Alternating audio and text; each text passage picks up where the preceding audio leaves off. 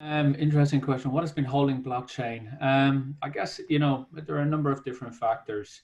I mean, we all know that trade finance has been around and trade has been around for, hundreds of years. And now with this new technology or relatively new technology at this stage, so at what, 3, 4 years old, well, about 3 years old for most of us, where we started with, introducing blockchain technologies to different domains. And in our domain is trade finance. And in a lot of cases, the banks are still operating in heavily regulated industries. So to bring in a new technology and to have the adoption of that technology at a mass scale, it doesn't happen overnight. You also have a certain risk appetite for banks. There are certain banks and they have a higher or certain customers, when it comes to new technologies, they have a higher appetite for risk, a higher threshold for risk, or even that they're able to mobilize teams to be able to learn and take up a new technology at different rates. You're going to have banks and organizations, governments, and they're going to adopt technologies at different speeds. They're also going to move at different speeds. You'll have some of them and they'll move at the speed of a locomotive, and others who will move at the speed of a scooter. And in a blockchain, and when you're trying to build up a network, you'll hear this term, oh, we're waiting, the network effect. When the network gets dense enough for a lot of the participants to actually gravitate towards that network. And in some cases, that takes a while to build up. We've been doing documentary trade for a long time, and there are a lot of issues with documentary trade. I mean, if on the documentary credit, I mean, you have issues about whether the credit has expired, whether there's late presentation of documents, or if it doesn't comply with the contract terms. On the bill of exchange, you've got whether it's drawn down in different currencies, whether tenor of the bill is different, and it doesn't match with the LC. So there's in documentary trade, there are a lot of issues there today, and we're trying to, for a lot of the products that are actually operating in the trade finance area, they're trying to overcome a lot of the problems that are there today with documentary trade.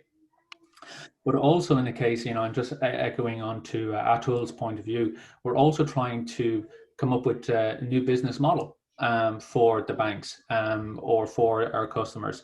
So effectively, I mean, where we started with we.trade has been more in the case of open account for SMEs. Now, where the banks were really not there today. I mean, their customers may have been trading. It was a very high risk area or a higher risk area for them to trade. So we saw that as a sweet spot for us to say, okay, this is an opportunity where we can bring about a digital, more trusted trade experience. We can allow the banks to offer new products to their customers. So, echoing Atul's point, allowing them to, positively impact their top line.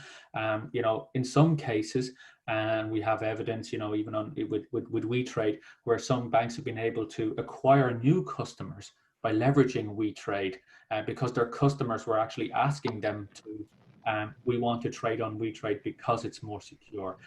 In terms of mass, really kind of getting that, that density, banks are still, there are certain banks and they're still waiting. They're waiting to see which network is going to win, which product is going to be the one that kind of, overcomes all of them. I think we all on our panel here and even, on our working group, we've discussed it quite a number of times. We believe there will not be one network to rule them all. We believe that interoperability will be the way in which all of these ecosystems will grow and learn and kind of interoperate with one another. And we do see, as Atul said, that there will be pockets in different areas of the world, whether it's a we.trade in Europe or a we.trade in Africa or elsewhere, or even DLT ledgers in Singapore. So we do know that there will be pockets of these networks, all disparate around the world, and we're going to have to work on connectivity and interoperability between these networks. But I think there's, if anything, I think COVID is actually helping and will continue to accelerate the digital adoption of blockchain networks because of all of the issues with documentary trade that's actually ever present today. With the issues that we overcome through, bringing about, digital, secure trading experience. I think the banks or certain companies who are not adopting blockchain technology specifically in our area, I think they're missing out on an opportunity. I think that they are, I think they're at risk of actually not, not bringing something to their customers that their customers are actually need. So they're at a risk of actually not fulfilling what their customers are requiring them. And I think, for those who actually adopt their technologies, they are putting themselves out front and center at the forefront of innovation, at the forefront of change. And, companies are looking at that, and I think that they can possibly, and we believe that they can possibly grow their top line by attracting new customers, because they're able to offer customers a trusted trading experience in a global network or in global networks that can communicate with one another. The day we went live, for example, over 2 years, nearly 2 years now. It's a case of, so we've had to work with, local regulators of each of the banks. So in certain cases, like, some of the banks actually had to go and actually nearly had to get their local regulator to endorse what we were doing on the platform to make sure that they could actually operate on the platform. Now, so in Europe, obviously, I mean, we've got 27 member states. So there are banks that either they were bringing their local regulator on board, at every step during the way. Parm actually mentions as well, like, that we had, we actually had, at one stage we had about, a legal team from a legal representative from each of the member banks, who were then obviously then taking this back into their banks and actually engaging them with the local regulator. So to bring about new technology in a heavily regulated industry, it's not just a case of, okay, it's all just functional development and we're ready to go. There were a lot of compliance, legal, risk, security, all of these concerns had to be met. And then in Europe, I mean, and we've got some extra, like I would say, the cherry on the top. I mean, we've got extra things like GDPR as well. So it's not even just the financial regulation requirements. We also have even, topics to address, such as GDPR, and we were at the fore of doing that. And there were, each, from what we actually understood, each and every country interprets GDPR with their own flavor. So just to give you an example, there are some countries and they would consider SME data considered to be personal data, and then there are other countries where their regulator consider trader data or company data to be non-personal. So we needed to make sure that our system could be compliant and could operate in all of the different markets that we have within Europe. And as you can imagine, it's like, in certain cases it was specific requirements for example, maybe for Belgium or for Italy or for Germany or up in Finland, in all of in all of the countries where we operate, we've had to make sure that we actually are compliant with each and every one of those countries' local regulator, as well as at the European level. Thank you both. I saw in the chat a question related to that. How much banks are convinced about security aspects of permission blockchain capabilities?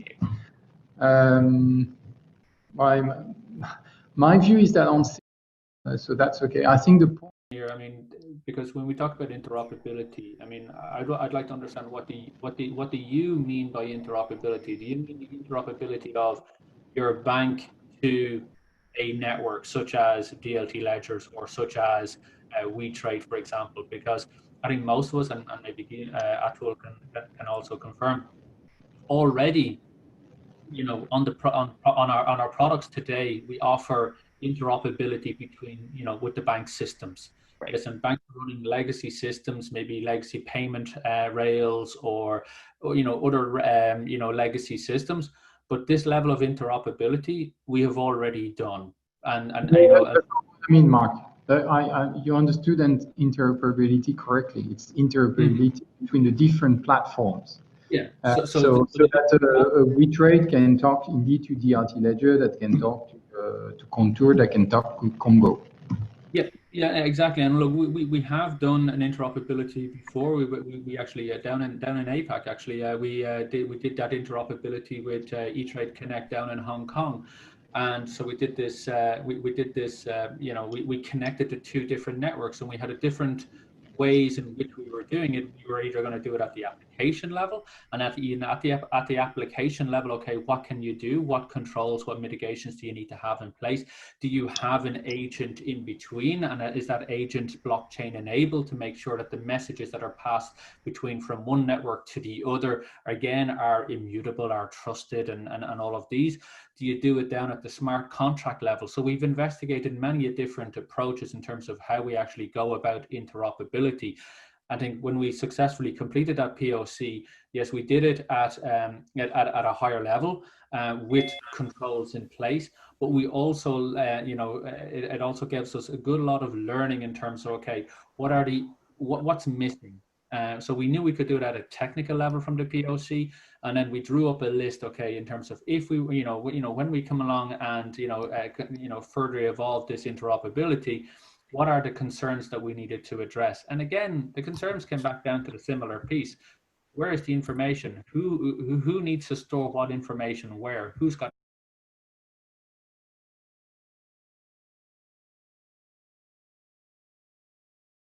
Do we have data sovereignty issues that we need to comply with? Again, on the governance, if one platform evolves at a different rate to another platform's evolution, how do you make sure then that interoperability or that interconnectivity is still maintained, number one, but also is still operating under the rules of the initial integration?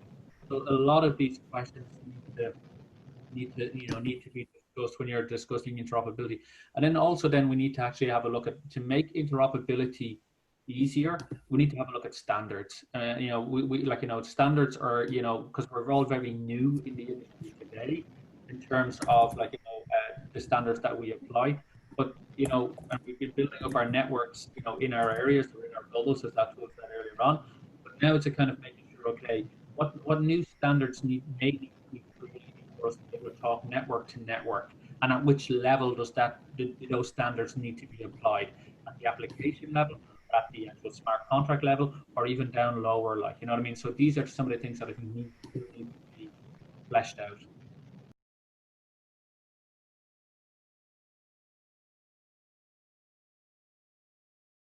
More digital adoption, specifically in Yes, and the trade final. finance, supply chain.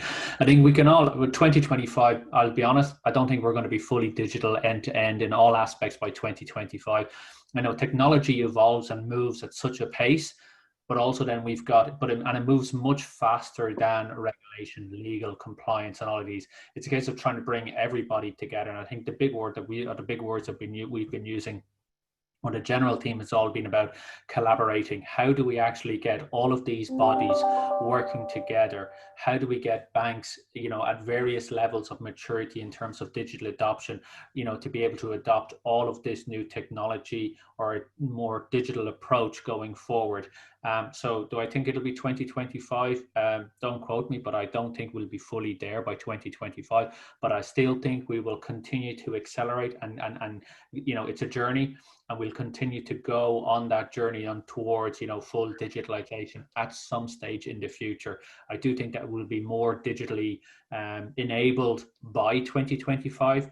To what extent, I guess it's really all about the adoption of our technologies and the new ways of working. And yeah, obviously COVID-19 is an accelerant, but I don't think it's gonna, I don't think that after COVID-19, the only thing I think that we've discussed on our SIG before, we only hope that COVID-19 is not a temporary measure, and some of the guidelines and rules and regulations that have been put in place today regarding, ICC's guidelines, for example, on e-signatures, where they're now accepted, that they become now the new standard, brought in by a pandemic and by chaos, but they become now a new standard, that we don't revert back to the older ways when things start to settle down after COVID-19, and the new ways of the world opens up again completely. I think that, whatever standards and whatever new standards, are brought into place to allow a more digital, secure trade, more visible for all of the participants and whoever needs to see what information, that now stays, and we build upon it, that we don't take 2 steps forward and 4 steps back, that we